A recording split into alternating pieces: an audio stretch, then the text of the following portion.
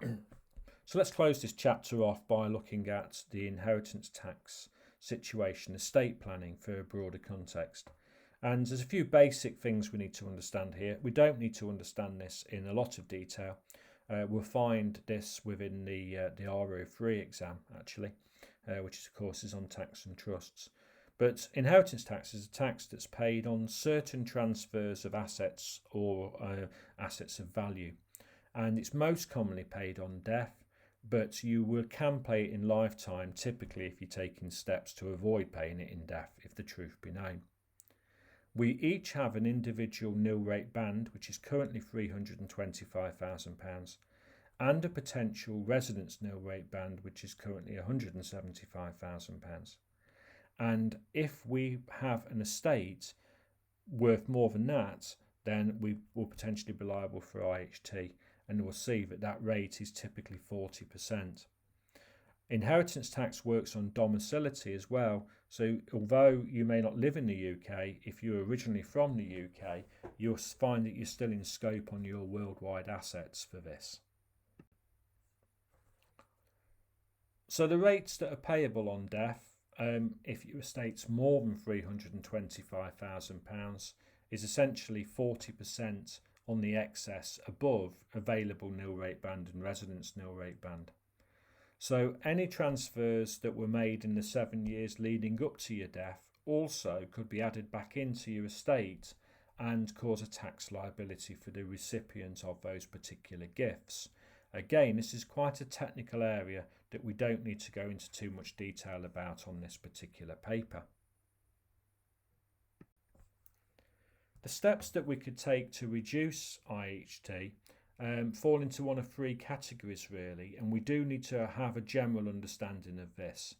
And this is about the transfer of assets, a gift so to speak, and it will be categorised a gift either as exempt, which would never be considered for IHT, potentially exempt if it was survived by 7 years, it will become exempt, and chargeable lifetime, which essentially can continue to cause headaches for up to 14 years.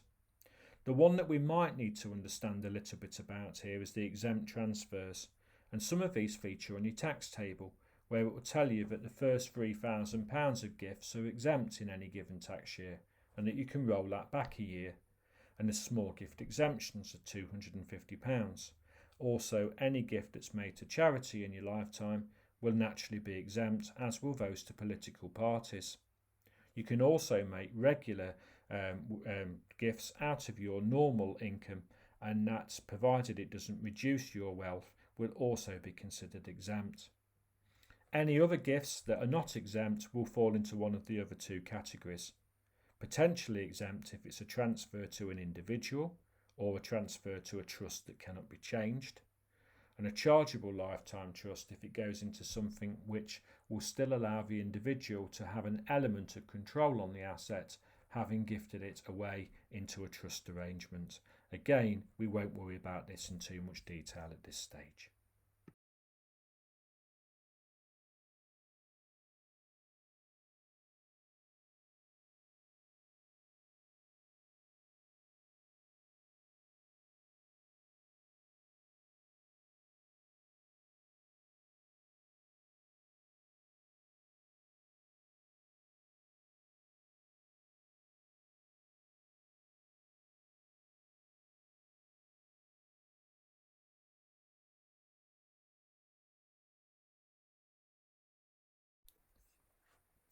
So let's have a look at an example question then. So we've got Stefan, who's died in January 2002 when the inherited nil rate band was £242,000.